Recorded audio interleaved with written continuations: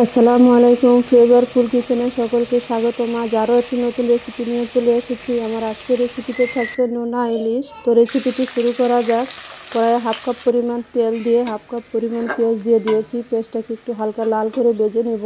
পেঁয়াজটা যখন লাল হয়ে আসবে দিয়ে দিচ্ছি হাফ চা চামচ হলুদের গুঁড়ো, 2 চা চামচ দিয়ে দেব শুকনো মরিচের গুঁড়ো, লবণ দিয়ে দিব সামান্য পরিমাণে, কারণ নোনা ইলিশে অনেক লবণ থাকে, তাই একটু লবণ কমিয়ে দিতে হবে। শুধু মশলার পরিমাণে লবণ দিয়ে দিয়েছি কিউব করে রাখা পেঁয়াজ, আর দিয়ে দিয়েছি রসুনের কোয়া আর কিছু কাঁচামরিচ। এখানে নোনা ইলিশটা আমি সুন্দর করে কুসুম গরম পানি দিয়ে ধুয়ে নিয়েছি।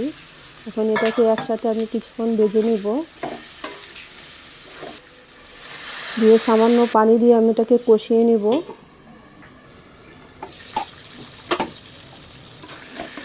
আমার কষানো শেষ। এই পর্যায়ে একটু আমি হালকা নেড়ে চেড়ে শুটকিটাকে ভেঙে দিব যেন মশলার সাথে ভালো করে মিশে।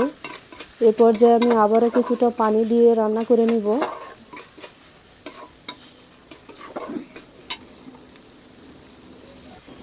1 কাপ পরিমাণ পানি দিয়ে দিয়েছি, দিয়ে আবারও কিছুক্ষণ ঢাকনা দিয়ে রান্না করে নিব।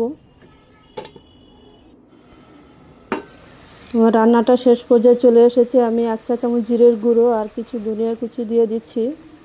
দিয়ে এখন আমি এটাকে নামিয়ে নিব। আমার রেসিপিটি যদি ভালো লাগে অবশ্যই লাইক কমেন্ট শেয়ার করবেন। আল্লাহ হাফেজ।